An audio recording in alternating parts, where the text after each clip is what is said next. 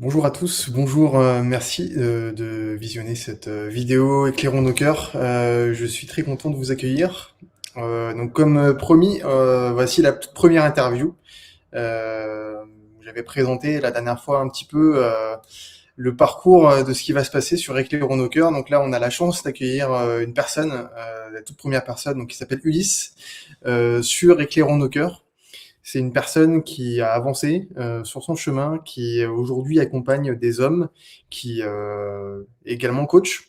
Et on va avoir la chance de découvrir un peu son parcours et qu'est-ce qui s'est passé. Voilà. Donc du coup, j'espère que cette interview vous plaira et je vous propose, sans plus attendre, de commencer cette interview. Salut Rémi. Salut Ulysse, comment vas-tu? Très bien, je suis très heureux d'être là avec toi aujourd'hui et de passer ce moment ensemble et de pouvoir éclairer la voie, d'être un peu l'éclaireur pour cette chaîne YouTube qui me parle énormément. Éclairer nos cœurs, éclairons nos âmes, éclairons nos vies. C'est ce que j'essaye de faire depuis maintenant quelques temps. Et le nom de la chaîne, de ta chaîne YouTube est déjà très, très lumineux. Merci pour ton invitation. Eh bien, je suis ravi de t'accueillir. C'est avec un immense plaisir de faire cette toute première vidéo avec toi. Euh, D'ailleurs, on a ensemble fait un petit bout de chemin. J'avais participé à un cercle d'hommes que tu avais organisé, euh, et c'était excellent. J'avais beaucoup aimé ce moment. Donc peut-être que tu peux faire, c'est raconter un peu déjà ce que tu fais aujourd'hui, te présenter rapidement peut-être.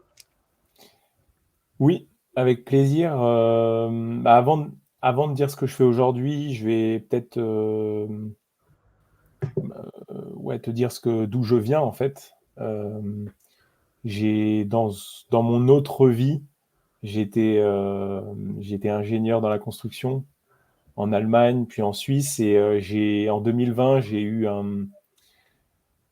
une, je dirais, une grande perte de joie, de sens dans mon quotidien, dans ma vie professionnelle surtout.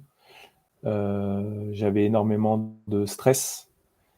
Il y avait un gros décalage entre ce que j'imaginais qu'étaient mes ressources et ce que les gens attendaient de moi. Et ça m'a pendant un petit moment énormément tiraillé. J'étais incapable de vivre dans le moment présent comme je le suis aujourd'hui. Là, je suis pleinement avec toi et ça me met en joie. À l'époque, j'étais en permanence en train de projeter des choses dans le futur, d'organiser, etc. Ou alors de ressasser le futur qui n'était pas exactement comme j'aurais voulu qu'il soit.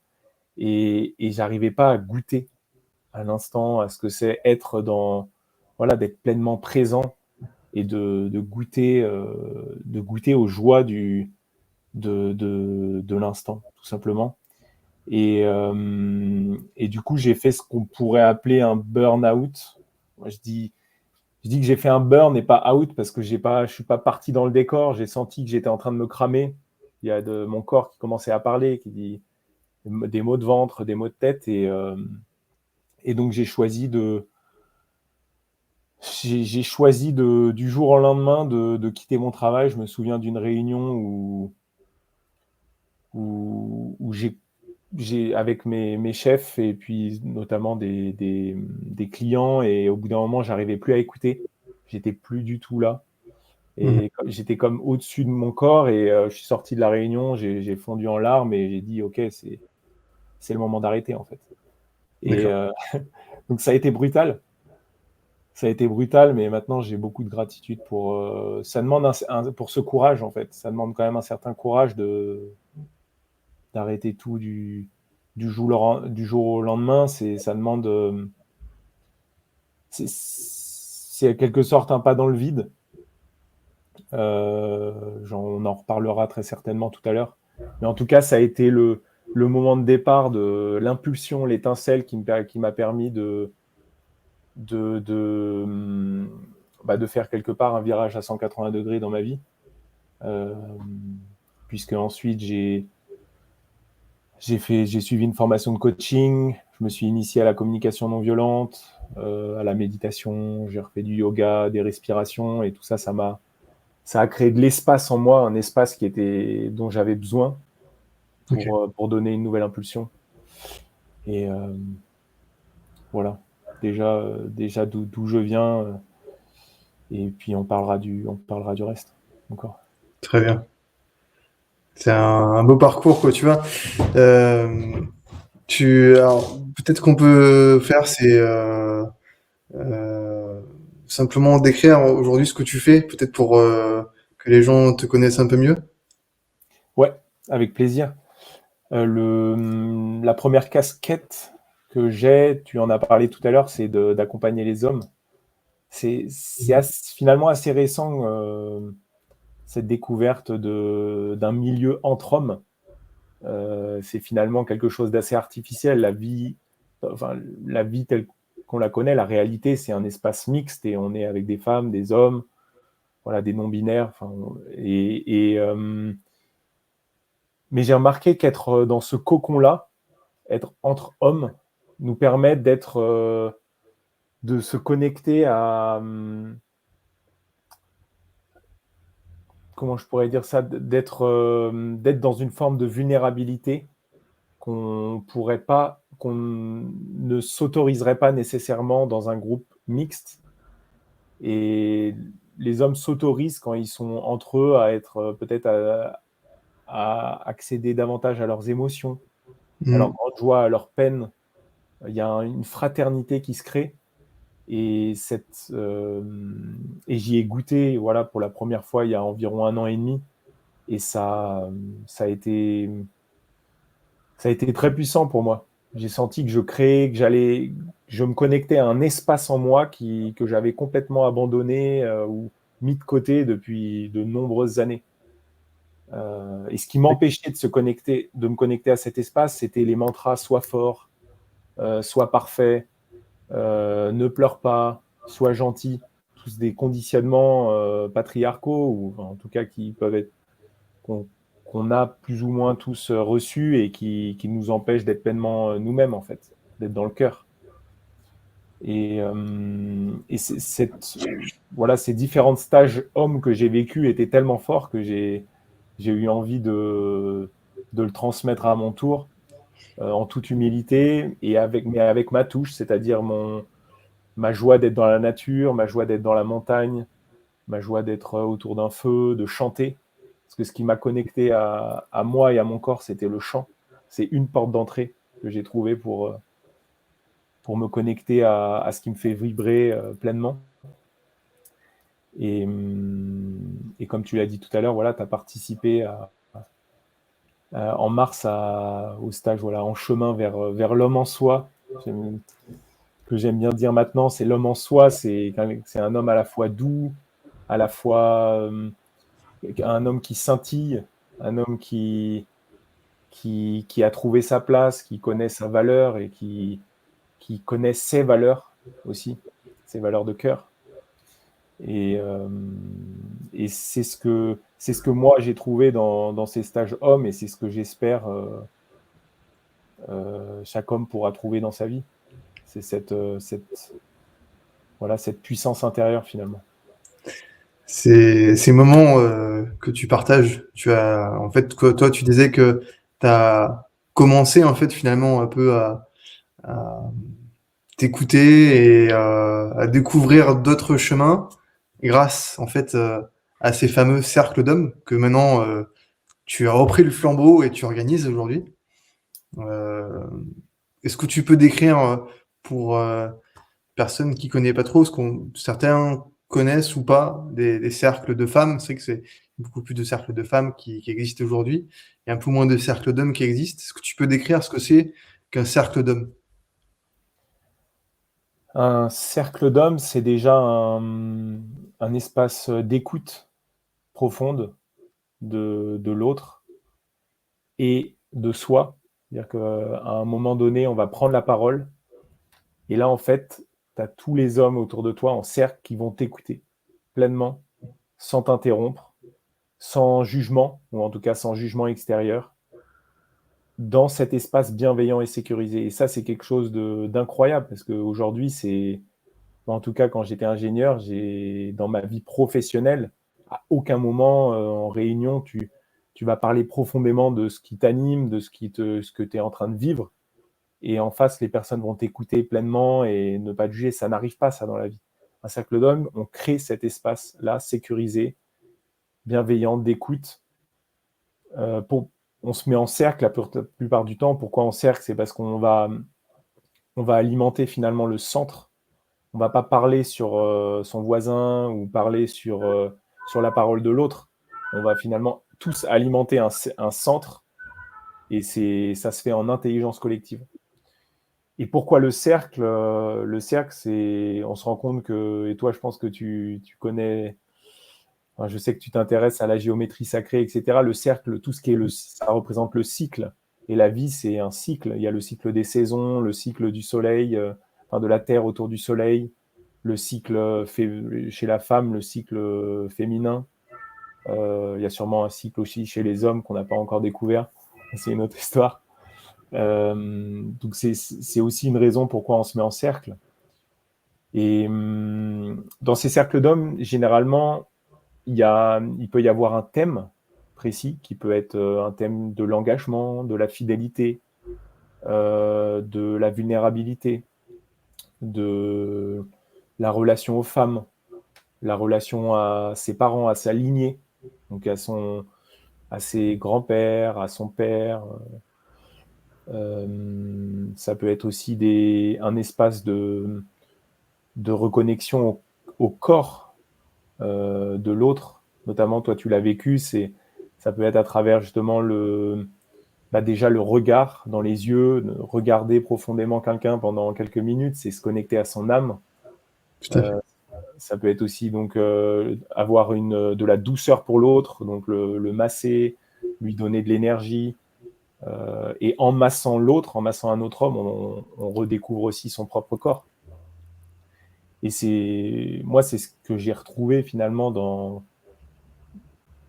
quand j'ai débuté ce chemin vers moi. C'est là où avant j'étais tout le temps dans ma tête, avec le hamster qui est tout le temps dans la tête, dans la tête, dans la tête, que dans les pensées. Et c'est les pensées qui me faisaient agir.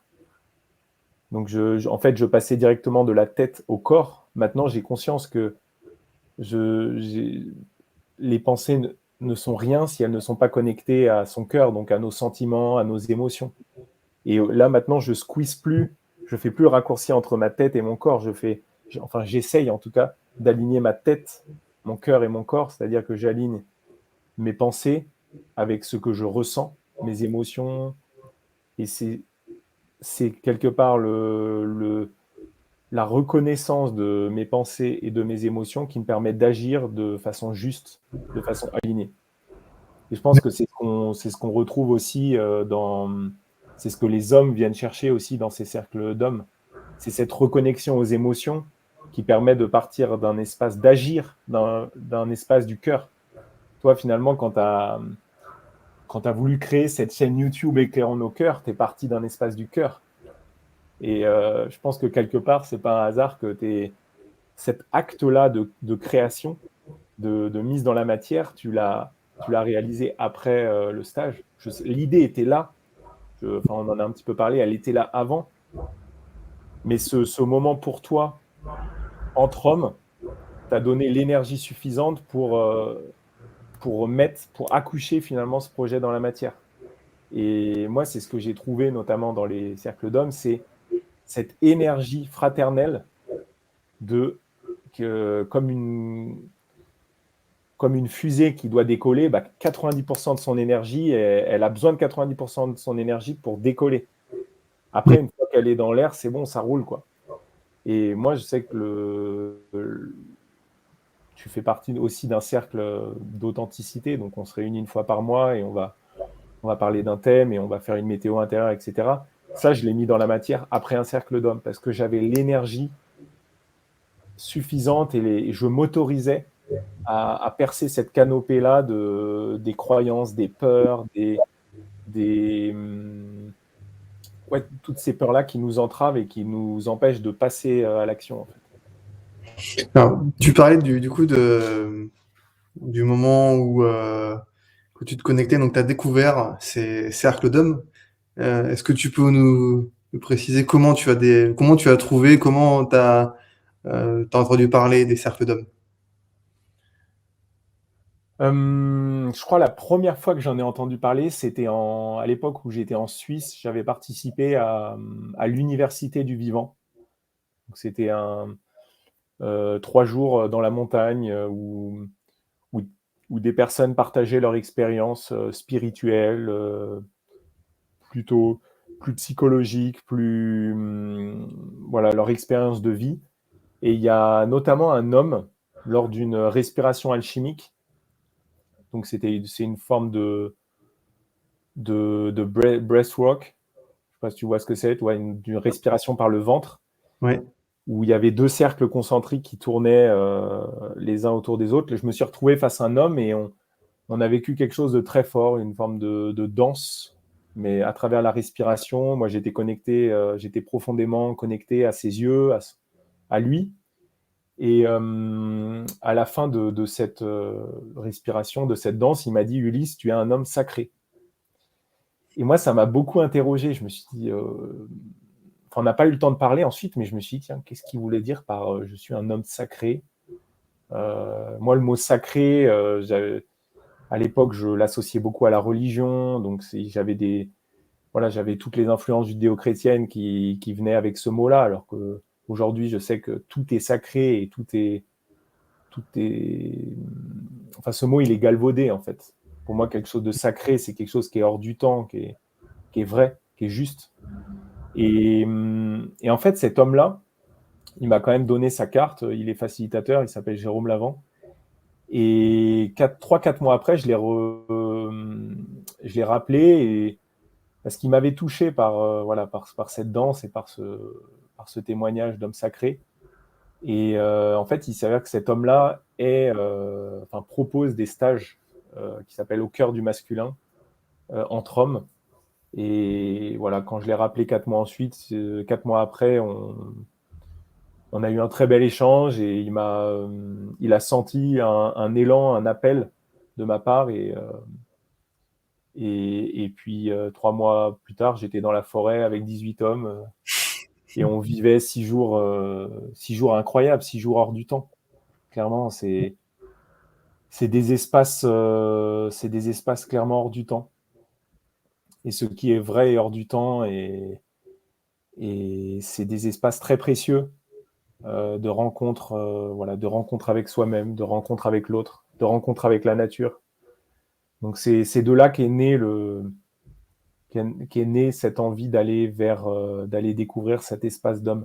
Et je rajoute aussi que j'ai 2 frères et j'échange beaucoup avec eux, mais c'est un échange qui va être plus superficiel, un échange très pudique finalement. On va pas aller, on va pas aller sur des sujets profonds qui peuvent faire mal, mais qui peuvent en même temps nous faire beaucoup évoluer. Et je pense que c'est cette envie de profondeur et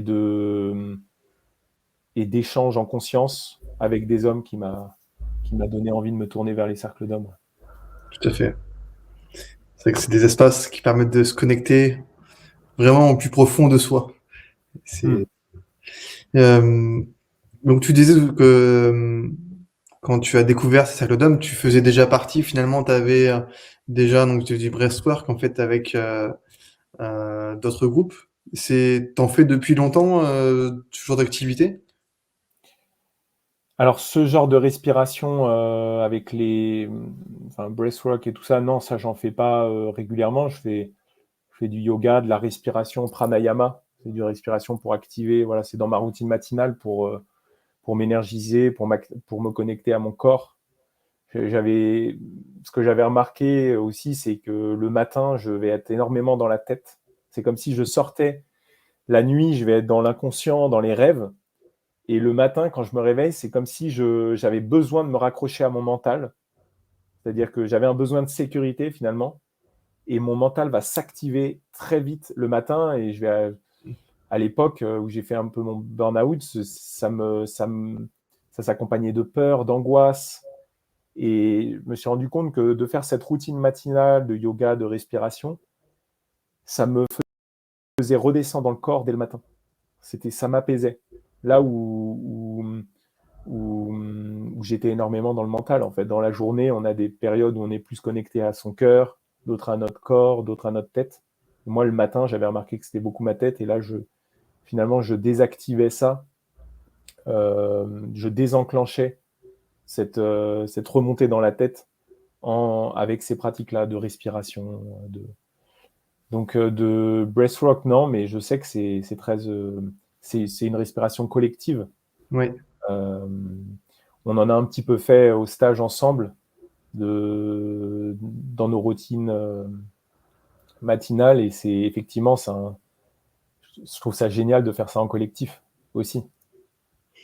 C'est toutes les pratiques que tu fais, le yoga. Est-ce que tu as commencé ça en fait après avoir fait ton burn-out ou tu avais commencé en fait avant, pendant que tu étais dans ce job où tu étais ingénieur? Alors, c'est une très bonne question, parce qu'en fait, je me rends compte que j'avais commencé tout ça avant, mais j'y mettais pas du tout la même conscience et la même présence. Avant, c'était une sorte de gymnastique. Je la faisais pour le faire. J'étais dans l'âge de faire, c'est-à-dire vraiment, je fais des respirations, je fais du yoga pour que mon corps soit bien, le mens sana in corpore sano, quoi, pour que, parce que finalement, c'est ce qu'on doit faire, entre guillemets, pour être en bonne santé. Là, aujourd'hui, c'est des pratiques pour moi d'être, c'est du savoir-être, c'est plus un savoir-faire. Et Mhm. je mets une conscience totalement différente. Aujourd'hui, c'est un ancrage. Le yoga ou la respiration dès le matin, c'est pour m'ancrer dans le corps, c'est pour m'ancrer dans l'instant présent, c'est pour m'ancrer dans la joie, dans la gratitude, dans la vie, dans l'amour. Et je fais la même chose qu'il y a 3 ans, mais avec une conscience totalement différente. Et ça, c'est ça qui est fou. C'est un peu à l'image de la vie. J'ai quelque part un peu les mêmes, je suis entouré des mêmes choses en ce moment, mais je porte un regard tellement différent que je transforme les choses qui sont autour de moi. C'est-à-dire que c'est un peu, on en avait parlé une fois, c'est un peu de la physique quantique. C'est-à-dire que moi, en transformant qui je suis, je transforme mon entourage, je transforme la nature, je transforme notre conversation actuelle. Et c'est fou, parce que ça redonne notre pouvoir, notre souveraineté. Tout part de soi, en fait. Tout part de nos pensées qui sont créatrices. Et c'est...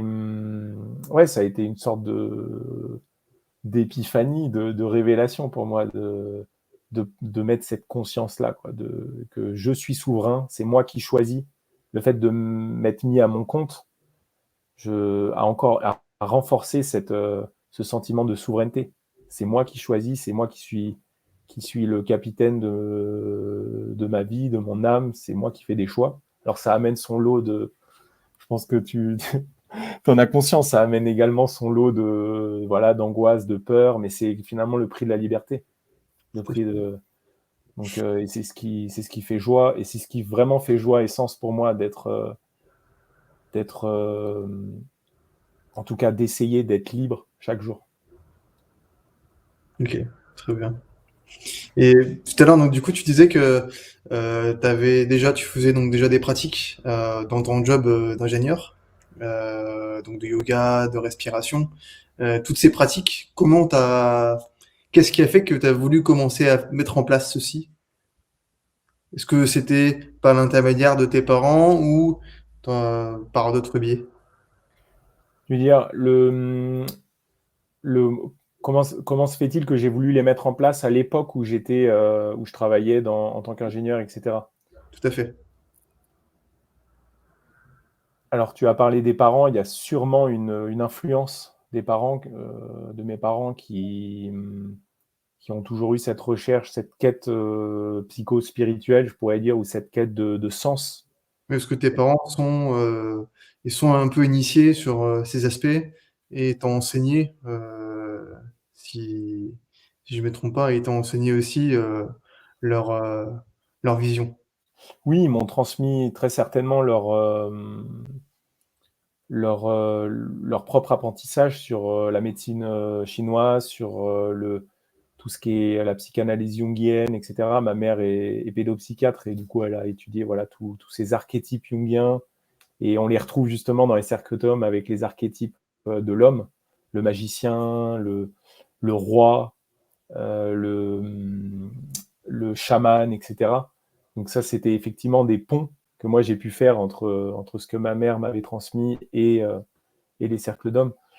Mais je crois profondément ce qui m'a ouvert à ces pratiques-là, ou ce qui m'a, c'est que j'avais une quête de sens en fait. J'avais vraiment, Mmh. elle était là, c'est-à-dire que ça, elle attendait qu'une chose, c'était de sortir au grand jour, d'accoucher, mais elle était là en fait cette quête de sens. Elle était enfouie derrière toutes les couches, enfin sous toutes les couches des conditionnements de voilà l'homme parfait dans la société, il doit voilà ingénieur, il doit bien gagner sa vie, acheter une maison, faire des enfants. Euh, Moi j'ai eu j'ai encore très certainement encore des couches de masques de ce que doit être un homme dans cette société patriarcale ou dans ce paradigme actuel qui est en train de changer bien heureusement. Mais je pense que malgré toutes ces couches-là, cette étincelle de vie, d'amour, cette étincelle de présence, cette étincelle d'émerveillement, elle était là en fait. Elle Mmh. était là et elle demandait vraiment qu'à sortir. Et j'allais la chercher effectivement bien maladroite, enfin de façon maladroite dans ces pratiques de voilà, yoga respiration, mais j'étais que dans la tête. En D'accord. fait, j'étais en train de satisfaire ma tête et satisfaire ses besoins voilà, ses besoins, comment je pourrais dire, de compenser ce que ma tête me disait de faire. Mmh. Là où aujourd'hui, c'est pas ma tête qui me drive, c'est cet alignement-là. Donc, mais c'est une bonne question de savoir d'où vient cet élan-là. Mmh. Je dirais que c'est un mystère aussi. Il y a une part de mystère et c'est ça que je trouve chouette. C'est le mystère aussi de la vie. Pourquoi on est attiré par de laisser faire, laisser agir aussi. J'ai C'est laissé agir. Pardon? c'est une forme de fascination en fait que tu avais depuis le plus jeune âge sur la guérison intérieure, en tout cas sur ton écoute intérieure, si je comprends bien. Ouais, exactement. C'est une fascination, une curiosité. Ok. C'est une grande curiosité sur les mystères de voilà pourquoi on est là, quel est le but, enfin dans quel but que j'avais besoin de réponses en fait. Mhm. Et à l'époque, je les cherchais uniquement à l'extérieur. Là où aujourd'hui, j'ai conscience qu'elles sont, en fait, elles sont toutes à l'intérieur. Elles sont là, les réponses. Bien sûr, faire telle ou telle formation m'aide à me mettre en chemin et à avoir des clés de compréhension avec ma tête, mais toutes les réponses, elles sont là en moi. Et ça, j'en suis profondément. J'ai cette foi-là aujourd'hui. Euh, et ça, c'est quelque chose d'incroyable et c'est quelque chose qui vient petit à petit, pas à pas, dans Et la vers confiance. quel âge tu as commencé à mettre en place ces pratiques? Est-ce que dès que tu étais enfant, tu faisais déjà un peu ça ou tu as mis ça dans ta vie adulte à des moments où tu te sentais peut-être pas forcément bien? C'était d'autres pratiques. C'est-à-dire que je me rends compte que la méditation, je l'ai commencé assez tard, mais le chanter, j'ai beaucoup chanté en chorale, je chante encore aujourd'hui en chorale, je joue du piano. Ces pratiques-là, cette connexion à la musique, était une pratique méditative. En fait, je m'en rends compte aujourd'hui que c'était des pratiques déjà de reliance à moi, à mon corps et à mes émotions. Ouais. J'étais énormément, moi, le fait d'avoir chanté le Requiem de Brahms, euh, de, de jouer du piano, du Chopin, etc., je je me connectais à mes tripes, je me connectais à mon corps, je me connectais à ce qui me rend vivant. C'était une danse, quoi. Quand je joue au piano, comment je pourrais dire ça, déjà, je mets mon cerveau de côté, je le laisse, enfin, quand j'arrive justement à avoir ce lâcher prise là, mais mon cerveau, je le mets sur l'étagère et j'y vais, quoi. C'est mes doigts qui jouent, c'est mon corps et je le ressens pleinement. Donc, je dirais que dans mon adolescence et puis à l'époque où j'étais dans les études, etc., c'était quand je me reconnecte, enfin, quand j'étais dans l'univers de la musique, que je pouvais me connecter à, comme tu disais tout à l'heure, à mon moi profond. Mais j'avais pas encore ces pratiques-là de méditation, j'avais pas la patience. Mhm. J'étais trop attaché au résultat. Là où aujourd'hui, j'essaye chaque jour de me détacher des fruits de l'acte. D'accord. À l'époque, c'était action égale résultat. C'était vraiment. Et j'étais dans une forme d'optimisme permanent parce que je me disais, bah, penser positif donne un sentiment positif, donne une action positive, donne un résultat positif. Mais j'étais dans une forme de rail, quoi. J'étais dans les rails. Le train, il va bien, quoi. Positif, positif, positif. Mais en fait, quelque part, c'est pas être vivant d'être tout le temps positif. Je fermais la porte à toute une partie de moi-même qui est beaucoup plus subtile, qui a une part triste, qui a une part frustrée, qui a une part en colère. Et tout ça, je l'avais mis de côté. Parce que j'étais dans une forme de performance, d'excellence, ce fameux soit fort, soit parfait, en fait, qui nous fait juger, enfin, qui me faisait juger, je m'auto-jugeais, soit je suis fort, soit je suis faible. Alors Mhm. que, en fait, tout ça, c'est la vulnérabilité. La faiblesse, c'est juste un jugement porté sur la vulnérabilité. C'est un jugement, en fait. Pour Et toi, ouais, pour moi, c'était un jugement, je m'auto-jugeais énormément comme ça. Euh, en- et ce que je voulais rajouter aussi, c'est que je me mettais une pression incroyable. En fait, et quand on se met une pression incroyable, bah, on va vers la dépression, forcément. Donc, je l'ai vécu justement à la fin de cette période d'ingénierie, quelque part cette dépression. C'était le résultat logique de la soupape, quoi, enfin de la cocotte minute qui allait exploser. Ouais. alors, du coup, tu parles de cette fameuse, cet épisode de ta vie. Euh, J'aimerais bien qu'on en discute et avant peut-être qu'on en parle, j'aimerais bien savoir un peu comment t'arrivais déjà avant même d'arriver ce chemin. Donc, comme tu disais tout à l'heure, on a fait des études d'ingénieur, c'est ça? Ouais. Tu as fait ça, donc est-ce que tu peux nous en parler un peu des études que tu as faites et de ce qui s'est passé après? Avec plaisir. Avec plaisir. C'est rigolo parce que je suis en train de faire actuellement le deuil aussi de toutes ces étapes de ma vie. Et le deuil me permet de mettre de la conscience et de les comprendre. C'est une forme de résilience parce que je mets du sens et un éclairage sur tout ce que j'ai vécu. Donc, je suis content de pouvoir en parler et je me rends compte que j'arrive à en parler avec un peu plus de recul maintenant. Les études, c'était un schéma très classique finalement. Hein. Je fais voilà, bac et puis ensuite une prépa scientifique pendant 2 ans à Nantes, une école d'ingénieur à Paris, puis un double diplôme en Allemagne dans une université technique. Puis j'ai eu mon premier boulot en Allemagne. J'ai changé plusieurs fois de ville, j'ai fait plusieurs chantiers, puis en Suisse. Et, euh, et c'est en Suisse que, après un voyage de 6 mois en Amérique du Sud, on en parlait tout à l'heure, euh, en fait, j'ai fait une césure de 6 mois entre l'Allemagne et la Suisse, et c'est là, au retour de mon voyage en Amérique du Sud, et j'ai eu cette conscience là tout à l'heure, cette prise de conscience en écoutant la musique que tu m'as partagée, c'est que j'avais un besoin d'utilité très fort. Euh, quand j'étais en Amérique du Sud. C'est-à-dire que le fait de voyager ne nourrissait pas du tout mon besoin d'utilité, mon besoin d'être utile pour la société. Mhm. Et en fait, j'avais cette croyance très très forte que être utile était forcément, j'étais utile que quand j'étais dans l'action et uniquement quand j'étais au service de la société.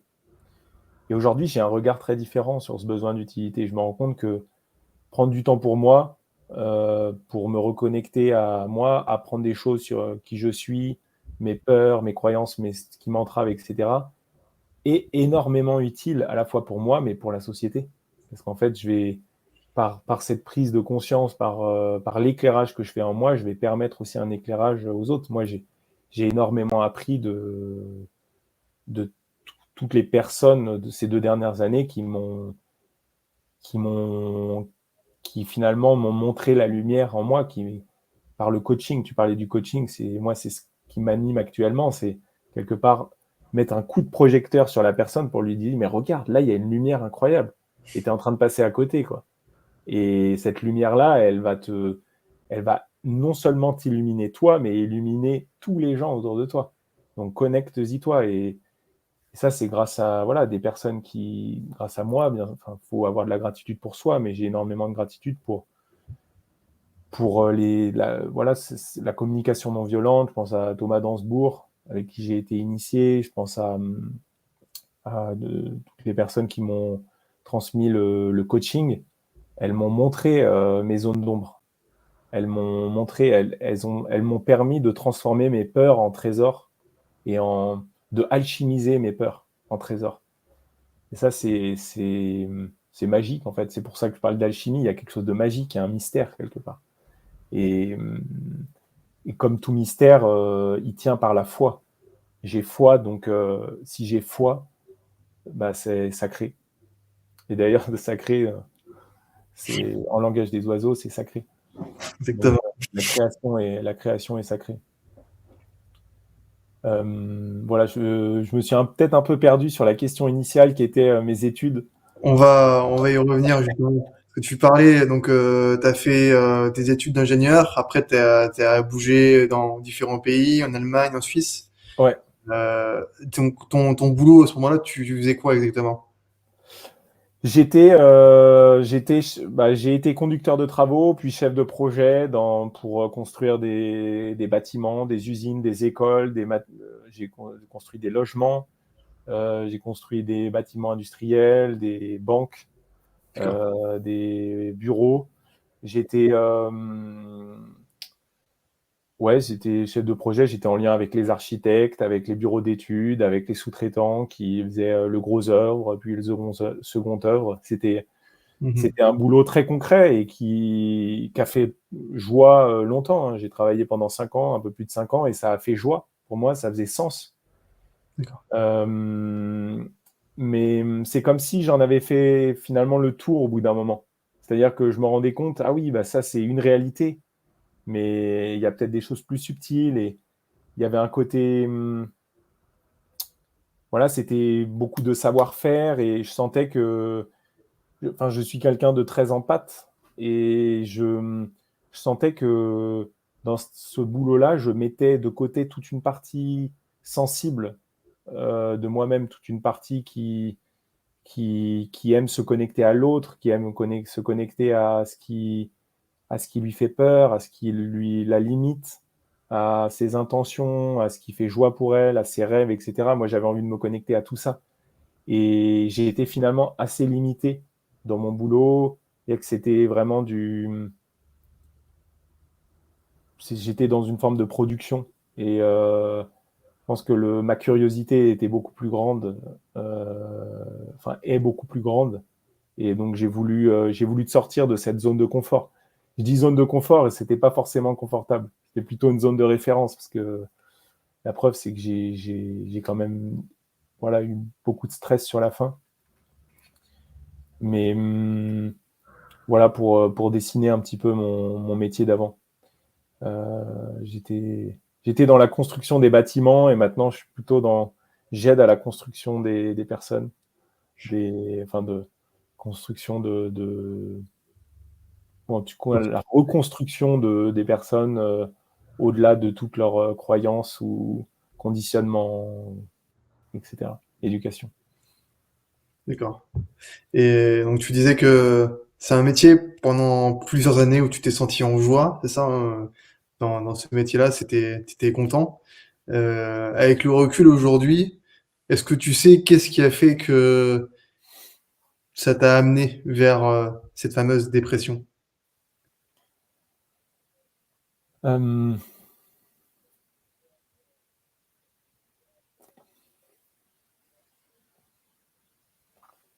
Ce qui m'a amené à la dépression, comme, comme je disais tout à l'heure, c'était une forme voilà, de surpression. Clairement, il y avait une surpression. Je pense qu'il y avait une forme de solitude. Euh, à l'époque, et j'ai toujours, mais j'avais un besoin d'appartenance, un besoin de reconnaissance très fort que j'allais chercher à l'extérieur, en permanence. Que j'allais chercher le besoin de reconnaissance, j'allais le chercher chez mon chef, j'allais le chercher chez mes sous-traitants, j'allais le chercher chez mes collègues, j'allais le chercher chez ma compagne, j'allais le chercher chez mes parents, j'allais le chercher dans toutes mes interactions, en fait. J'allais le chercher ce besoin de reconnaissance, d'être aimé, d'amour, j'allais le chercher partout, énormément à l'extérieur. Tout comme ce besoin d'appartenance. Et en Besoin- fait, quand je suis arrivé en Suisse, donc c'était une nouvelle ville, c'était un nouveau pays, c'était un nouveau travail, une nouvelle entreprise, une nouvelle langue aussi quelque part, parce que autant en allemand j'étais bilingue, mais là-bas c'est du suisse-allemand, donc c'est un langage différent avec des expressions différentes. J'ai eu, j'ai pas réussi à finalement pas cette compensation, mais ce besoin d'appartenance et de reconnaissance, j'arrivais pas à le satisfaire parce que parce que j'étais parce que déjà il y a eu zut, le confinement, j'allais dire, mais le virus du corona qui est arrivé. Du coup, mes collègues sont restés à la maison. Du coup, j'avais plus d'appartenance. J'étais seul au travail avec une grosse responsabilité. J'avais peu de reconnaissance de mes chefs parce qu'eux, ils étaient sur d'autres projets, accaparés, etc. Et en fait, je me suis vidé, mais j'étais déjà vide. C'est-à-dire que je n'étais pas connecté à la source. J'étais connecté uniquement à l'extérieur. C'est-à-dire que j'avais besoin de l'extérieur pour choper de l'énergie. Je vivais à travers les autres, hein. J'exagère un petit peu peut-être, mais je vivais à travers leur reconnaissance, leur, je leur donnais le pouvoir. Hmm. Et, hum, et je pense que pendant bah voilà, de 20 à 30 ans, ce besoin d'appartenance et de reconnaissance, il était nourri dans mes boulots d'avant. J'arrivais à aller le chercher. Et c'est là où il y a une forme de lâcher prise, parce que je me dis, bah, en Suisse, je ne l'ai pas eu. Et c'est certainement parce que la vie, l'univers, la production là-haut, elle a voulu que que je fasse cette dépression, que je change de chemin, quoi. C'était pas OK de satisfaire ces besoins-là de cette façon-là. Aujourd'hui, moi, mon besoin de reconnaissance, j'essaie qu'il vienne de moi, j'essaie de me donner de la gratitude, d'être satisfait de ce que je fais, de ce que je suis. Là où avant, j'étais tout le temps dans je ne suis pas assez, je ne fais pas assez, voilà, dans cette forme d'ego, en fait, quelque part. Euh, cette, J'essaie maintenant de nourrir mes besoins de sens, mes besoins d'utilité par moi-même. Moi, je sais si je suis utile et j'ai pas besoin qu'on me dise que la société me dise que je suis utile. Mhm. Ok, très bien. Et donc quand t'es arrivé à cette fameuse épisode, comment ça s'est passé que tu nous avais raconté au tout début brièvement qu'est-ce qui s'est passé lors d'une réunion. Est-ce que tu peux nous en dire un peu plus? Ouais, bah, alors l'anecdote, c'est que le soir, donc suite à la réunion et à ces pleurs et au fait que voilà, cette journée-là, j'étais au-dessus de mon corps et que je contrôlais plus rien. Alors que la veille, j'allais très bien. Enfin, en tout cas, je croyais aller très bien. Il n'y avait pas de signe fort que je devais arrêter. J'avais des maux de tête et des maux de ventre. mais j'ai pas eu de gros warning finalement. T'avais pas des émotions particulières qui étaient survenues ce jour-là ou... Non, j'ai juste, j'en ai eu assez de plus vivre le moment présent, en fait. Mm.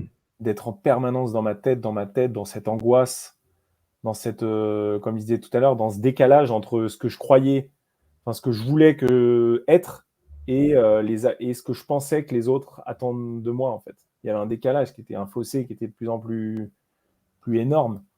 Et, et ouais, ce que je voulais dire tout à l'heure, c'est que ce soir-là, en fait, quand j'ai voulu quitter parce que j'étais sur le chantier et en fait, il y a des sous-sols et je suis parti assez tard parce que je savais que j'allais sûrement pas revenir, en tout cas dans les prochaines semaines. Je savais pas encore que j'allais arrêter complètement, mais je me disais, ouais, j'ai besoin d'une grosse pause, de décompresser, d'aller en montagne. J'ai besoin d'air, d'espace. Et en fait, donc je suis parti vers 20h et le bâtiment était fermé parce qu'il y avait des gens de la sécurité qui fermaient le bâtiment. Du coup, impossible de sortir par les portes habituelles. Je suis descendu au sous-sol parce que je savais qu'il y avait une porte du garage au -3 où on pouvait sortir. Là, la porte du garage était fermée. Et en fait, je me suis retrouvé à sortir. Donc là, vraiment, j'ai eu un sentiment d'être enfermé. Et je suis sorti par les bouches d'aération. Donc vraiment quelque part par la petite porte, quoi. Je me suis dit, c'est fou. Je me suis extrait d'une forme de piège. Alors que je dis pas c'est un piège pour tout le monde, mais moi, à ce moment-là, je l'ai vécu comme un piège et je me suis extrait et j'ai eu du mal, en fait. Mais c'est peut-être aussi après coup, c'est peut-être une renaissance à moi-même, finalement, qui s'est passée là. C'est comme la chenille qui sort de son cocon, elle sort par un petit trou et puis c'est le fait de sortir par le petit trou qui va réveiller tout son corps et qui va tout mettre en action, ses ailes et lui permettre de voler, en fait, de ses propres ailes. Et moi, c'est un peu l'image qui m'est venue récemment de, voilà, je suis sorti je me suis faufilé pour sortir, mais c'est peut-être justement, j'en avais besoin et maintenant je peux voler de mes propres ailes. Donc voilà pour cette journée-là. Après, je suis allé en montagne, j'ai passé un mois en montagne, j'ai vécu une forme de vide fertile, c'est-à-dire que j'avais l'impression de rien faire, d'être un peu amorphe, mais finalement, il y a déjà des germes, enfin, ça poussait déjà quelque part à l'intérieur de moi, tout ce qui m'anime aujourd'hui. Mais je m'en rendais pas compte. C'est-à-dire que moi, j'étais dans une forme, j'avais déjà besoin de faire le calme. J'avais besoin de me retrouver un peu dans l'œil du cyclone, quoi, le calme dans la tempête. Et, et j'avais bien sûr un stress de qu'est-ce que je vais faire si je quitte mon boulot, qu'est-ce que je vais devenir. Toi, ce besoin de sécurité, ce besoin de savoir qu'est-ce qui va se passer, alors que finalement, enfin, les plus belles choses, je me rends compte, elles arrivent dans l'inattendu. Elles arrivent quand on laisse place à son intuition. Et dans l'intuition, il y a de l'inattendu. Sauf que moi, j'avais un besoin de contrôle énorme. C'est ce que j'observe encore. Tu es encore là ou pas? Je te vois plus. Oui, oui, je suis toujours là. Ok, d'accord. Et ouais, ce besoin de contrôle, le contrôleur en moi, je l'observe chaque jour. Et, euh, et je m'invite chaque jour à voir qui prend la place. Est-ce que c'est le contrôleur? Est-ce que c'est celui qui veut être parfait? Est-ce que c'est celui qui veut être, qui veut être juste, qui veut être gentil, etc. Et c'est ça que j'ai dû lâcher petit à petit dans ce mois-là, après avoir quitté mon travail. C'est ce besoin de contrôle, de me dire, OK, bah c'est pour le moment, je ne sais pas ce qui va se passer et c'est OK, en fait. D'accord. Je te vois plus, c'est un peu, du coup, je me dis, je vais regarder la caméra. Non, moi je te vois toujours, donc je sais pas, D'accord. c'est bizarre. Je vois un EN éclairant nos cœurs, j'imagine. Tout à fait. Euh, Et en tout cas, voilà, pour te dire, et dans le mois qui a suivi, il y a eu voilà, il y a eu des belles, en suivant mon intuition, je suis allé à l'Université du Vivant, j'ai rencontré Jérôme qui faisait les cercles d'hommes, je me suis inscrit à Switch Collective, on pourra en parler. Switch Collective, c'est une formation c'est un bilan de compétences.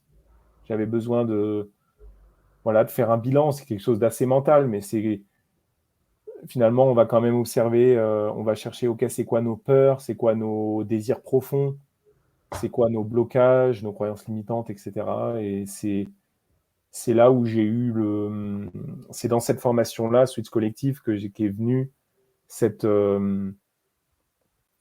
ce désir d'accompagner des personnes, de les accompagner sur leur chemin personnel, spirituel, psychologique, professionnel, et de faire jaillir en eux de la joie et du sens.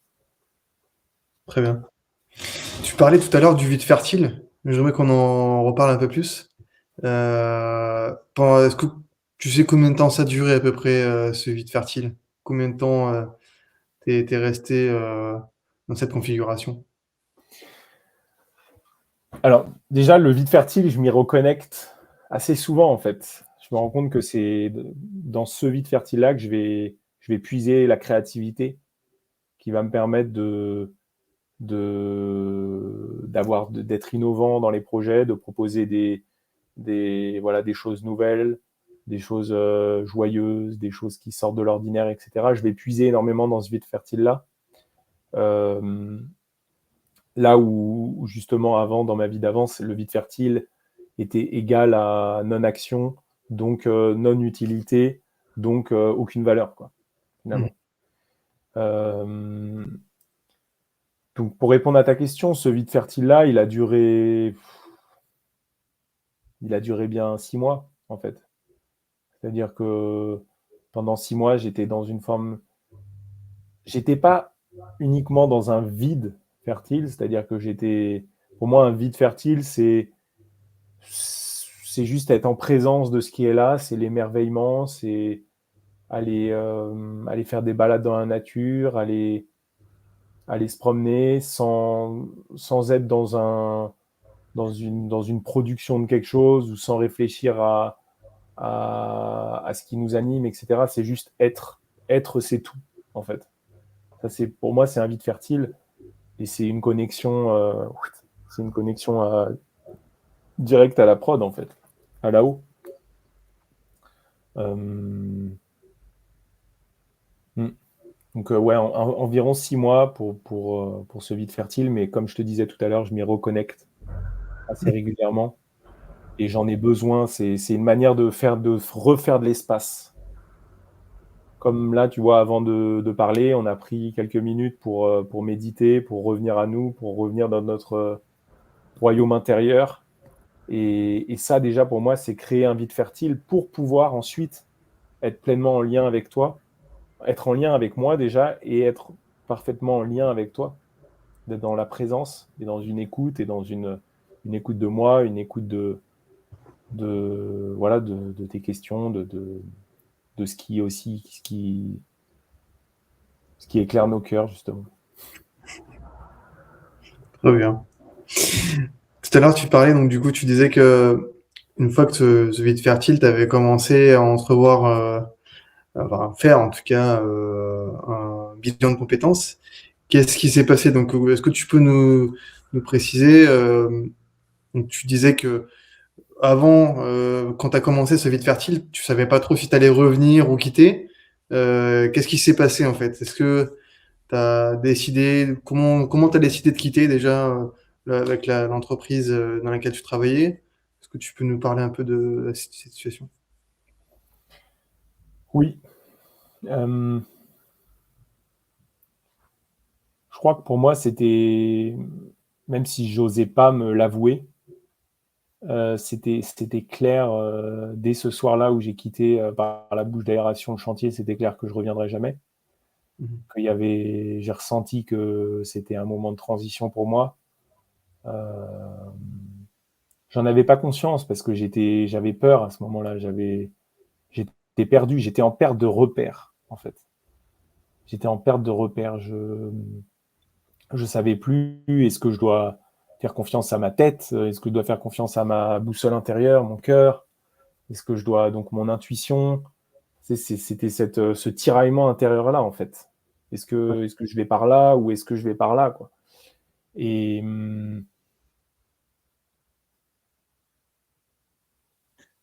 en fait, il y a quelque chose de très, comment je pourrais dire, de très.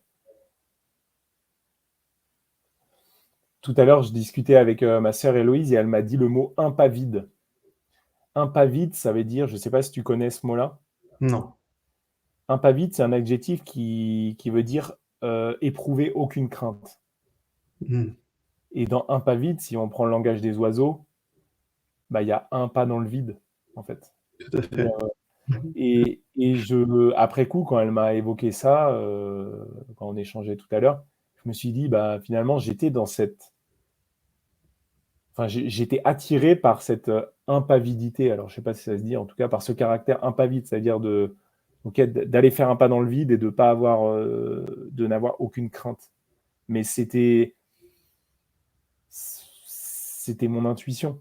Encore une fois, c'était mon cœur qui me disait ça. Ma tête, elle avait peur à ce moment-là. Mhm. Donc,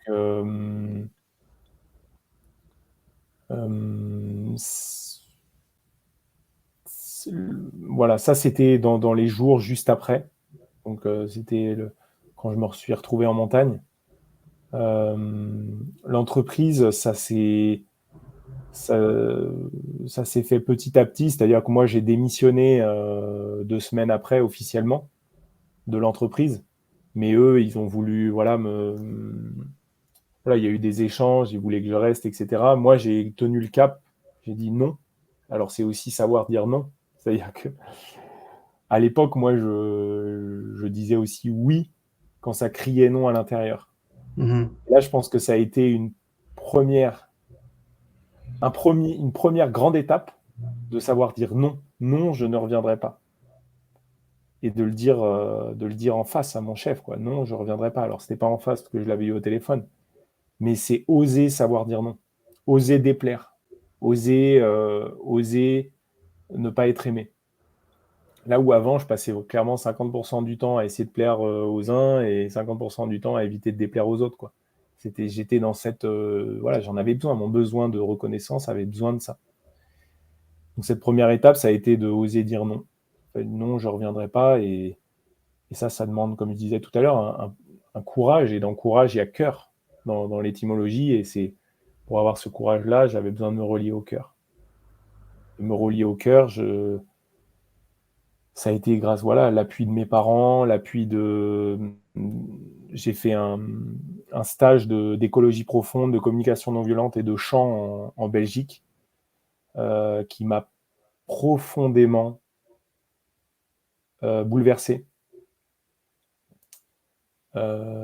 Profondément bouleversé. Je crois que c'est la première fois que je me connectais pleinement à mon cœur. Je me connectais à ma sensibilité. Je me connectais à une forme de douceur. En fait, lors d'un cercle de parole, j'ai pleuré en présence des autres. Et ça, quand on l'a pas vécu, je pense qu'on peut pas comprendre l'effet que ça peut faire. Le fait de pleurer dans un cercle au milieu d'autres personnes qui écoutent et qui accueillent ces émotions-là, qui accueillent juste sans vouloir te. Les personnes-là, elles ne voulaient pas comment dire, Contrôlé. pardon, elles ne voulaient pas me consoler, elles étaient juste dans une écoute de mes émotions, elles créaient un ancrage, le cercle, il crée un ancrage pour que puissent se vivre justement en sécurité ces émotions-là. Et moi, ça a été une profonde transformation, le fait de pouvoir m'autoriser à pleurer et à vivre mes émotions en présence d'autres personnes. C'est comme si je m'étais connecté à ma qualité d'être humain. Ben, un humain, il a des émotions, il pleure, il est en colère, il est triste, il est frustré, il est joyeux. Et j'ai vécu pendant voilà, ces 3 jours d'écologie profonde, je suis allé chercher justement je suis allé chercher mon humanité, en fait. Mhm. Et la CNV, donc la communication non violente, aide énormément à ça, à se relier à soi, à écouter ses besoins, à écouter ses sentiments, à faire une demande à soi-même, à être dans l'auto-empathie, s'offrir de la gratitude, s'offrir de la douceur. Tout ce que je faisais pas, en fait, parce que je pensais que c'était pas bien, ou je pensais que c'était pour les femmes. Gros conditionnement. Voilà, ça, pour te parler d'un cap énorme, ça a été ce stage 3 mois après 3 mois après avoir quitté mon boulot de communication non violente en Belgique. Euh, voilà, très, très, très fort. Très fort. C'était en quelle année que tu avais vécu ça? 2020. 2020. Ouais. C'était en fait pendant la pandémie, en fait, que t'as- Exactement. Ouais, exactement. Mais il y a sûrement un lien, hein. Cette pandémie, je pense que c'est ton cas également, elle a accéléré l'éveil et la prise de conscience d'énormément de gens. En fait, elle a été révélateur je te vois pas, donc, mais j'imagine que tu es d'accord avec moi. Ouais. Ça a été un accélérateur, et moi, en fait, j'ai pris ce train-là. En fait, j'ai clairement pris le train de la pandémie j'ai ressenti comme un appel à, ok, la vie, elle veut autre chose pour toi. Il y a un autre élan pour toi. Il y a un appel de la locomotive là qui est ok, va vers l'amour, va vers la joie, va vers le vivant. Euh, et voilà, moi j'ai pris le train en route. Ok, d'accord. Belle expérience. Comment? Je disais une belle expérience. Ouais. Alors ouais, ça a été et comme je te disais tout à l'heure, dans ce stage-là, c'était du chant. Et le chant, c'est un ancrage. Tu as l'énergie qui vient de la terre, qui te traverse, qui te permet de chanter, d'exprimer. Moi, dans le chant, pour moi, j'exprime aussi ce qui se passe en moi, mes émotions, donc je les clarifie en même temps. Et ensuite, je me relie à plus haut, voilà, à des énergies plus cosmiques. Mais le chant me permet d'être vraiment ce médiateur-là. Et je pense que c'est pas un hasard que c'était via le chant que j'ai pu me connecter de façon aussi nette et claire à mon cœur, Très bien. à l'amour en fait. À l'amour, c'était une connexion à l'amour. Dans ce cercle où j'ai pleuré, ce que j'ai senti hyper fort, c'était l'amour. C'était vraiment, et c'était une connexion. En fait, je me souviens ce qui m'a créé cette émotion-là, c'était une phrase de Christiane Singer, que tu dois connaître peut-être. Ouais, Christiane Singer, qui dit, je ne sais plus dans quel bouquin, nous sommes à l'intérieur les uns des autres. Et en fait, moi, ça m'a créé une reliance. Je me suis dit, bah oui, on est tous interconnectés. Et ce que je vis là, bah, toi, tu le vis aussi. Et par empathie, tu le vis, la personne en face le vit. Et on est connecté par cette émotion, par cette force de vie. Et cette phrase, là, nous sommes à l'intérieur des uns des autres, pour moi, elle a une puissance incroyable. Puissance incroyable. ok. Merci pour ton partage. Et alors, pour continuer, tu disais tout à l'heure, donc, qu'est-ce qui s'est passé après ce vide fertile? Tu as commencé, si je comprends bien, une fois que tu as fini ce vide fertile, tu as commencé donc un bilan de compétences, c'est mis ça? Ouais, j'ai commencé chez Switch Collective un bilan de compétences, ouais, exactement. Est-ce que tu... Après 2 mois à peu près. Ouais. Mm. D'accord. C'est 2 mois après ton vide... Après avoir quitté l'entreprise, et puis ce bilan de compétences, il se faisait en ligne. J'ai eu de la chance. Normalement, c'était à Paris, mais D'accord. entre guillemets, grâce à la pandémie, il s'est fait en ligne, donc j'ai pu le faire de Bâle en Suisse. Euh, et oui, tu disais sur le bilan de compétences. Ouais, donc je vais simplement que tu décrives un peu qu'est-ce qui s'est passé dans ce bilan de compétences, comment ça t'a éclairé, voilà, simplement ton retour d'expérience. Hmm. Comment tu l'as vécu aussi. Ce qui est très fort, c'est que c'est collectif. C'est-à-dire que c'est avec eux, on était une promo de 25 ou 30 personnes. Et donc, on se retrouve tous entre personnes qui vivent quelque part un peu la même chose, c'est-à-dire une perte de sens dans leur travail, une perte de joie, et qui ont besoin de faire un bilan sur. C'est pas un bilan sur leurs compétences finalement, c'est un bilan sur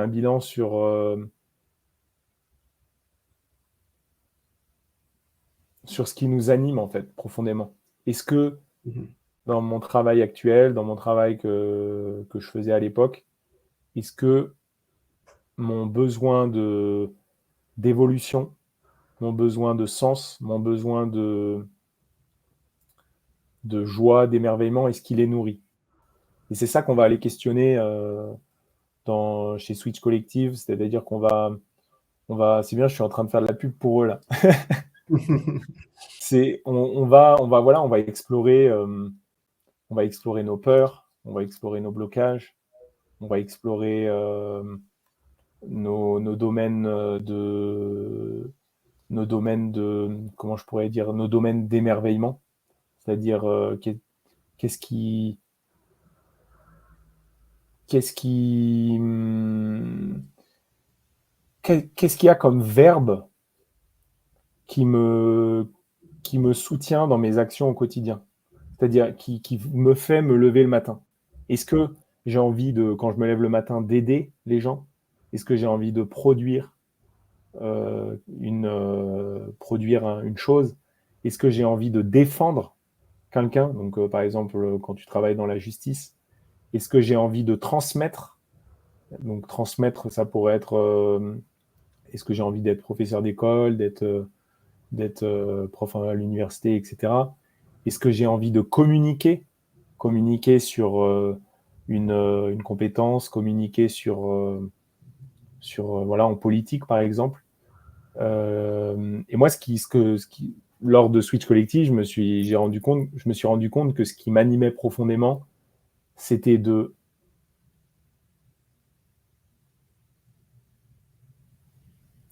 devenir libre, en fait, quelque part. C'est-à-dire de retrouver ma souveraineté.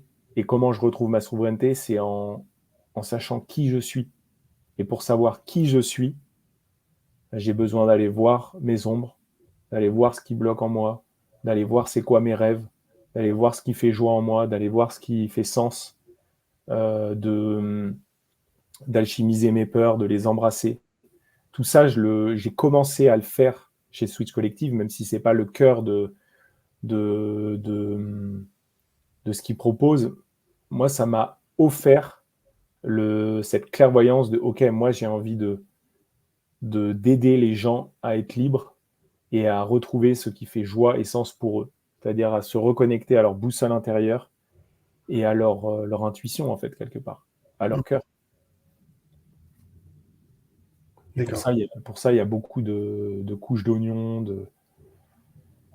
C'est l'image de la pierre brute, du diamant, mais le diamant, il est entouré voilà, d'une couche de pierre plus ou moins rocailleuse, plus ou moins propre, plus ou moins difficile à enlever, etc. Et c'est comment tu as accès à ce diamant brut.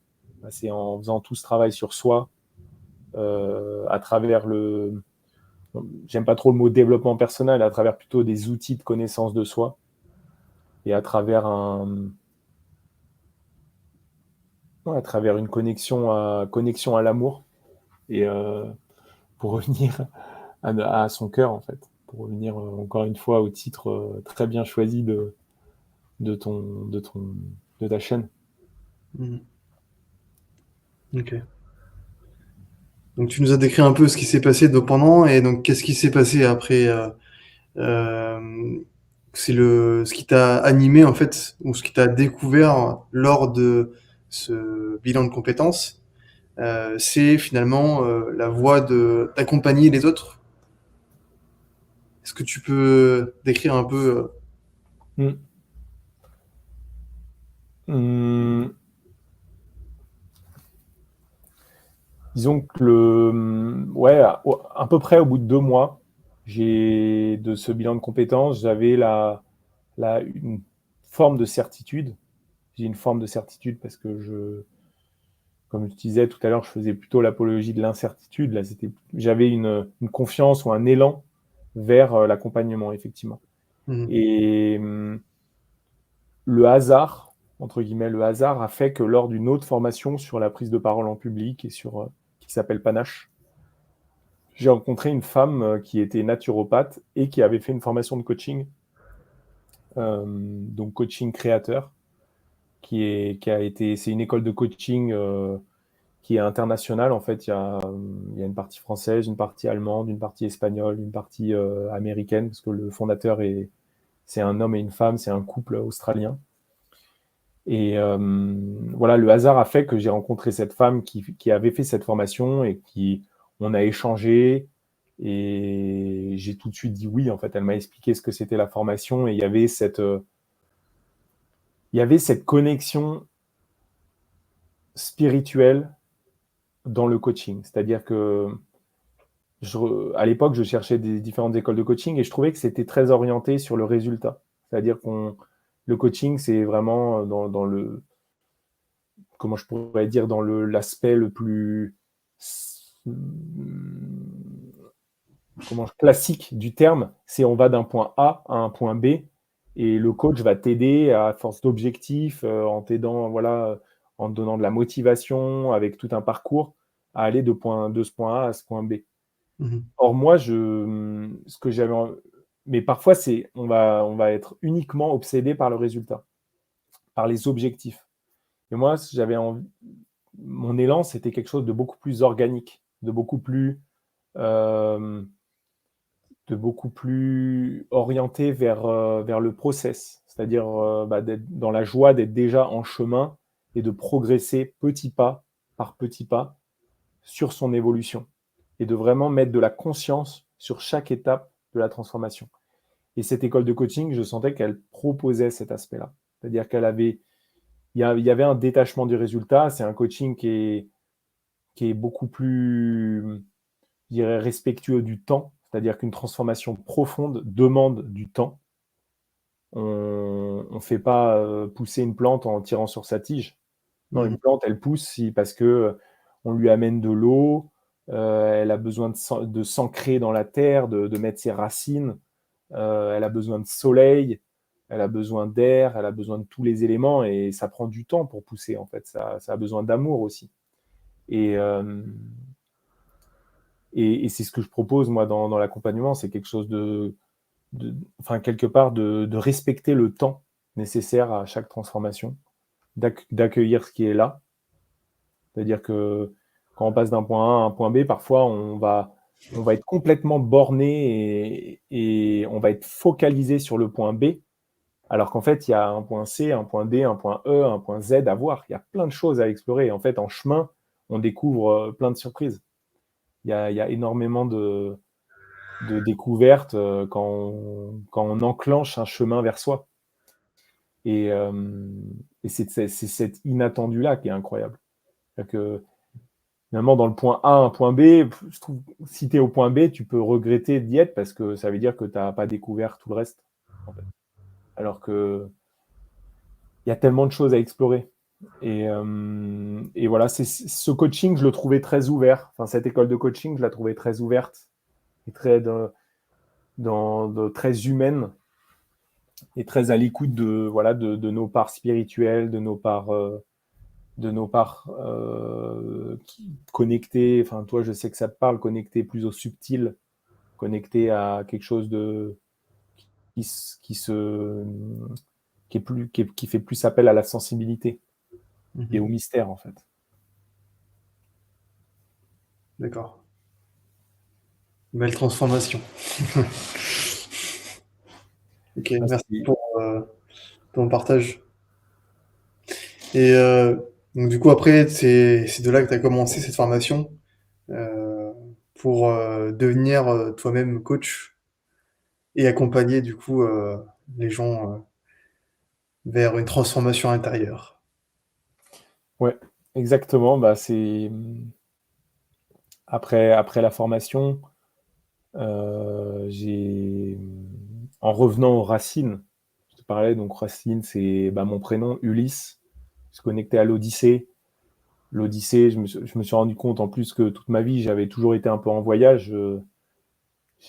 Bon, j'ai effectivement été à Nantes beaucoup au début de ma vie, mais ensuite, tous les ans ou tous les 2 ans, je changeais de ville, je changeais d'environnement, je changeais de cercle d'amis, même si j'ai toujours eu un noyau, je changeais, etc. Beaucoup de changements et je me suis rendu compte que ce qui me caractérisait, c'était ce voyage-là et qui était finalement déjà inscrit dans mon prénom. Et, et c'est ce qui m'est venu un peu lors du voyage en Amérique du Sud. Je me suis dit, c'est génial les voyages à l'extérieur, à découvrir une nouvelle culture, une nouvelle région, etc. Mais j'avais une soif d'un voyage plus intérieur. Et c'est de là, je dirais, l'alliance de ce désir de voyage, de découverte et en même temps d'intériorité qui est venue l'Odyssée intérieure, qui est, voilà, tu le connais un petit peu, voilà, qui est un accompagnement pour aller davantage vers son intériorité, davantage trouver des repères qui sont plus à l'intérieur plutôt que des repères à l'extérieur, et pleinement trouver ce qui fait joie et sens pour soi. Donc c'est moi, mon Odyssée intérieure, je la vis chaque jour en fait, hein. Je la vis en parlant avec toi, je me rends compte que j'ai aussi des prises de conscience. Je la vis en allant sortir les poubelles, en allant faire mes courses, etc. C'est quand j'essaye d'avoir cette conscience-là à chaque instant. Mais en tout cas, je ne l'avais pas avant. Et je me rends compte que vivre son Odyssée intérieure, c'est élargir la définition de soi-même pour se rendre compte qu'il y a un trésor dans chaque,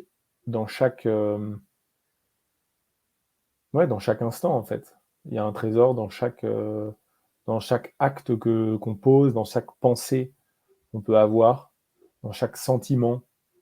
Il y a un trésor quand je suis en colère, il y a un trésor quand quand j'apprends une mauvaise nouvelle. Il y a un trésor quand... Mais c'est dur d'avoir ce détachement-là. Mhm. Voilà, ça demande tu as vécu ça lors du stage entre hommes, mais un dialogue intérieur aussi, un dialogue entre toutes les parties de soi-même, entre l'enfant blessé et l'enfant joyeux, un dialogue, pour mon cas, entre le contrôleur et celui qui a besoin de liberté et d'espace. C'est un dialogue entre celui qui a envie d'être aimé et celui qui a envie d'être libre. C'est des dialogues intérieurs et c'est aussi ce que je propose dans cette odyssée intérieure-là, c'est d'aller réconcilier toutes les parties de nous-mêmes. Très bien. D'aller réconcilier les rôles aussi qu'on peut avoir de frère, de père, de fils, d'amant, de collègue, tous ces rôles-là et créer une unicité. En fait, on se rend compte que on peut parfois porter un masque dans chacune de ces rôles-là, et du coup se caméléoniser, c'est-à-dire s'adapter en permanence à l'autre. Alors que si on arrive à se respecter soi-même, peu importe les rôles qu'on va avoir dans la vie, on va rester soi-même. Et on va pas toujours faire le caméléon ou se suradapter, etc. C'est tout ça que j'ai travaillé pour moi et que j'aide à mettre de la lumière, ou en tout cas à faire le projecteur, mettre de la lumière sur ces transformations-là et sur ces mécanismes qui sont parfois sous-jacents et invisibles et dont on n'a souvent pas conscience en fait. Ok, très bien. Et il y avait un truc aussi que je voulais savoir, c'est quand tu as fait ce bilan de compétences, donc tu disais que tout à l'heure après que tu avais envie de partir sur ce métier de coach pour accompagner toi-même les gens. C'est quoi en fait quand tu as eu cette inspiration, qu'est-ce qui te motivait en fait dans l'accompagnement de gens? Qu'est-ce que tu voulais insuffler? Alors moi, ce qui me motivait, c'est que déjà, j'avais vu à quel point ça m'avait transformé. C'est-à-dire que je me souviens,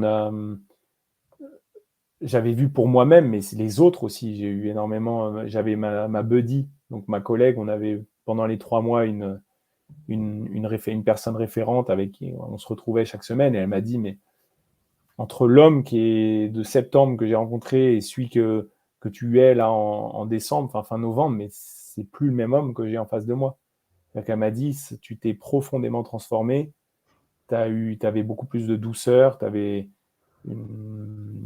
tu savais beaucoup plus que ce que tu voulais, t'arrêtais de t'excuser pour tout, parce que je m'excusais pour tout, pardon, j'osais pas vivre, là j'avais pris ma place, Mhm. j'étais dans une vraie présence avec elle, etc. Et en fait, je me suis dit, mais c'est fou, ça, le fait de m'être arrêté pendant 3 mois sur qui je suis, comment j'agis, qu'est-ce que je veux, comment je veux, pourquoi ça a changé ma vie en fait. Et, et ça m'a apporté une telle joie que bah, j'avais envie de la transmettre, tout simplement. En fait, j'avais envie de la transmettre d'une façon différente, parce que je trouvais que là où Switch Collective restait parfois en surface, moi j'avais envie de profondeur, j'avais envie d'aller chercher plus dans la, voilà, d'aller sortir les monstres un par un de la mare, quoi. Tu vois, c'est l'idée qu'il y a plein de monstres, qui ça fait peur tu les vois pas, ils sont dans la mare, mais quand tu les enlèves un par un et que tu les mets sur la berge, tu fais, ah bah il est pas si moche, ah mais il est plutôt cool, ah mais lui il est rigolo, etc. Et ça, c'est excellent de faire ça avec soi et avec les autres. Et parce qu'on se rend compte qu'on a beaucoup d'illusions, en fait. On a énormément d'illusions et, enfin, je dis on, j'avais beaucoup d'illusions, j'en ai encore. Et ce que j'adore, c'est enlever ce voile de l'illusion. Mhm. Euh, et je pense que voilà, ce qui m'a donné envie d'aller vers l'accompagnement, le coaching, c'était cette joie profonde de ma propre transformation. Je me suis dit, ah, mais si j'ai vécu ça, mais c'est tellement fort que j'ai envie de le transmettre, j'ai envie de le faire vivre aux autres, j'ai envie de permettre aux gens autour de moi, aux gens que j'aime. Bon, là, en l'occurrence, le coaching, c'est pas forcément des gens que je connais, mais finalement, on est tous reliés. Donc, j'ai cette joie profonde de voir et de sentir qu'une personne s'autorise, se transforme, s'illumine, s'émerveille, prend conscience des choses. Et ça me crée une joie profonde, en fait. Par, j'ai l'impression d'accomplir une mission. C'est beau ce que tu dis. Ça vient du cœur. Ça se sent.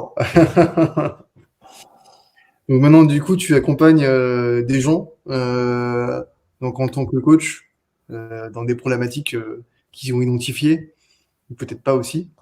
Euh, Exact. et tu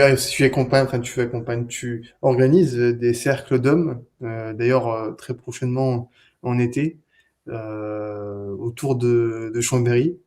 Euh, donc là, du coup, on peut te retrouver sur ton site, c'est l'Odyssée d'Ulysse. Mm. Que tu, L'Odyssée d'Ulysse Coaching, ouais. Exactement. c'est l'Odyssée d'Ulysse.com, hein, c'est bien ça. Ouais. Ou alors dans Google, l'Odyssée d'Ulysse Coaching. Ouais. Ok. C'est quand que tu as prévu prochainement les futures dates? Alors pour les stages hommes, c'est début juillet. Je crois que c'est du 1er au 3 juillet pour un stage de 3 jours dans les Bauges, où on va aller justement voilà, faire de la montagne, se baigner dans les torrents tout en ayant, voilà, tout en travaillant sur sa lignée, en travaillant sur quelle valeur, qu'est-ce qu'être un homme aujourd'hui, qu'est-ce qu'on a reçu de nos parents, etc. Tout ça dans la joie et dans la fraternité. Il y aura aussi du chant, de la, voilà, de la connexion corporelle. Je vais pas en dire plus. Il y a une part de mystère aussi. Et il y a une autre date en septembre-octobre. Je crois que c'est à cheval 30 septembre au 2 octobre, quelque chose comme ça. D'accord. Ça, c'est pour ce qui est des stages, voilà, des stages autour de Chambéry. Après, j'ai à cœur de continuer à créer d'autres espaces. Voilà, on en avait parlé, pourquoi pas avec toi, Rémi, Tout à fait. euh, et de créer un jour peut-être aussi des espaces mixtes, même si c'est pas l'appel que j'ai pour l'instant. Je sens que il y a un travail à faire avec les hommes. Je pense que c'est moi, j'ai aussi encore à travailler, et puis je sens que je l'ai vu malheureusement dans beaucoup de stages mixtes, il y a 90% de femmes en fait. Et je me dis, voilà, il y a un besoin chez les hommes, il y a un besoin de s'ouvrir aussi à ces espaces plus yin, plus dans les énergies yin. Et donc c'est là que j'ai envie d'œuvrer. Et malgré tout, dans mes accompagnements, j'accompagne autant les femmes que les hommes sur leur odyssée intérieure. Là, clairement, j'ai même une majorité de femmes qui suivent leur odyssée intérieure avec moi que d'hommes. Je pense justement, encore une fois, pour la simple et bonne raison que c'est finalement elles qui prennent le temps qui s'accordent le temps, qui s'autorisent à prendre du temps pour elles-mêmes et pour aller chercher leurs besoins profonds. C'est vrai. Beaucoup de femmes sont ouvertes à ça. Les hommes sont au chemin. On est de plus en plus nombreux. Exactement, la preuve est là, dans notre présence à tous les deux ici, maintenant. Bah écoute, Ulysse, un gros merci à toi. C'était avec plaisir d'avoir écouté et d'avoir entendu un peu ton parcours. J'espère que ça inspire et bah, en tout cas, on aura la possibilité de te retrouver dans les liens en dessous. Donc voilà, si vous vous sentez inspiré par Ulysse, bah, n'hésitez pas à aller sur son site et le découvrir un peu mieux. Merci beaucoup. Merci infiniment, Rémi, et puis je souhaite une longue vie et je souhaite beaucoup d'éclairage, de beaucoup de cœur à travers ta chaîne YouTube. Et je lui souhaite le meilleur, je te souhaite le meilleur, et je suis sûr que ça va inspirer énormément de gens ce que tu offres et ce que tu proposes au monde. Merci pour ça. Merci d'être toi. Merci beaucoup. À bientôt, Rémi. À bientôt.